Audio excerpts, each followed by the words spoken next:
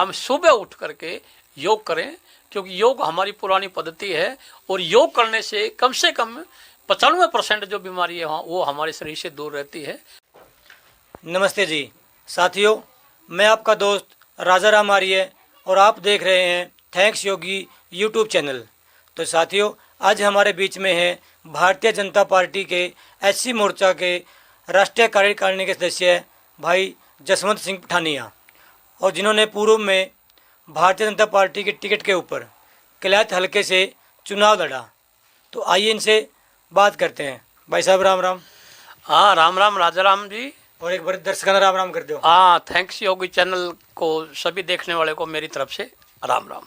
और भाई साहब स्वास्थ्य ठीक है? हाँ राजा राम, सब ठीक ठाक है। और जो महामारी है, लॉकडाउन है, तो घर पर ही हैं और नियमों का पूरा पालन कर रहे हैं, तो सब ठीक ठाक है।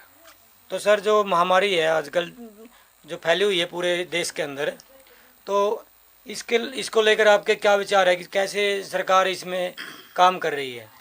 देखिए राजा राम जी, जो ये महामारी है, तो इस महामारी को हम सभी मिलके इसको हरा सकते हैं। सरकार का जो काम है, सरकार पूरी तैयारी के साथ काम कर रही है, और हम सब लोग भी जो नियम हैं उसका पालन करें। तो हमारे चेहरे पे मास्क हो और 2 गज की दूरी हो, और हम बाहर से आते हैं तो साबुन के साथ हाथ धोएं, और जब लॉकडाउन है तो हम लोग घर पर रहें। तो हम सब लोग मिल कर के इस महामारी को हरा सकते हैं, और इसमें अपने आप को बचाना है। अगर हम अपने आप को बचा लिया तो हमारा परिवार बचेगा, हमारा परिवार बचेगा तो हमारा देश बचेगा। तो मेरा सभी से एक तो ये निवेदन कि वो कम से कम अपने आप को बचाए। तो सर, एक और जो अपने कैथर जिले के अंदर पिछले दिनों ऑक्सीजन की कमी हो गई थी, क्या वो अब पूरी हो चुकी है? हाँ राजा राम जी, आज कैथल जिले के अंदर ऑक्सीजन की कोई कमी नहीं है, और किसी प्रकार की भी ऑक्सीजन को लेकर के कोई खबर नहीं आ रही है। और पिछले दिनों जो हमारी कलैत से जो एमएलए जो हमारी सरकार में राज्य मंत्री कमलेश डांडा जी हैं, तो उन्होंने भी ऑक्सीजन को लेकर के किलैत में एक प्लांट लगाने की बात की। तो इस मामले को लेकर के सरकार पूरी तैयारी में है। और कैथल ही छोड़िएगा, पूरे हरियाणा की बात मैं आपको बताता हूँ राजा राम, कि आज से 1 हफ्ता पहले 15,000 कुछ लोग हरियाणा के अंदर मरीज आए, लेकिन आज 7,000 पे आ गया है। तो ये जो महामारी है ये कम होती जा रही है, और मतलब कम हुई है, ख़त्म नहीं हुई। तो हम लोग चौकन्ने रहें और नियमों का पालन करें। सब जैसे कि वैक्सीन को लेकर कुछ समाज के अंदर भ्रांतियाँ है, और समाज में बहुत से लोग वैक्सीन को लेकर घबराते हैं, डरते हैं कि कहीं कुछ हो ना जाए। और तो इसके बारे में आपके क्या विचार है? हाँ राजा राम, अगर विपक्ष शुरू में इस वैक्सीन के बारे में दुष्प्रचार ना करता तो अब तक काफ़ी लोगों को वैक्सीन लग जाती। लेकिन जिस प्रकार से विपक्ष ने जो दुष्प्रचार किया, लोगों में बहका वातावरण बना, तो कम लोगों ने वैक्सीन लगाई। लेकिन जो दुष्प्रचार करने वाले लोग आज लाइन में लगे हुए हैं और वो वैक्सीन लगवा रहे हैं, सोशल मीडिया के माध्यम से उनकी फ़ोटो भी आई हुई है।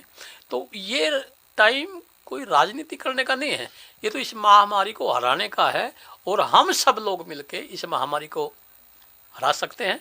सरकार अपने लेवल पे लगी हुई है, और माननीय मुख्यमंत्री जी के नेतृत्व में नए नए हॉस्पिटल बन रहे हैं, चाहे ऑक्सीजन की बात है, चाहे स्वास्थ्य विभाग की टीम की है, तो सभी लोग अपने अपने लगे हुए हैं। और हम हर नागरिक जब सब लोग मिलकर लड़ेंगे तभी हम लोग इस बीमारी को हरा पाएंगे। और एक एक आदमी जब अपने आप को बचाएगा तो ये महामारी हारेगी। और इस महामारी को नष्ट करने के लिए हमारे पास एक ही तरीका है, वो है वैक्सीन। वैक्सीन जरूर लगाएं, तभी हम इस महामारी को हरा पाएंगे।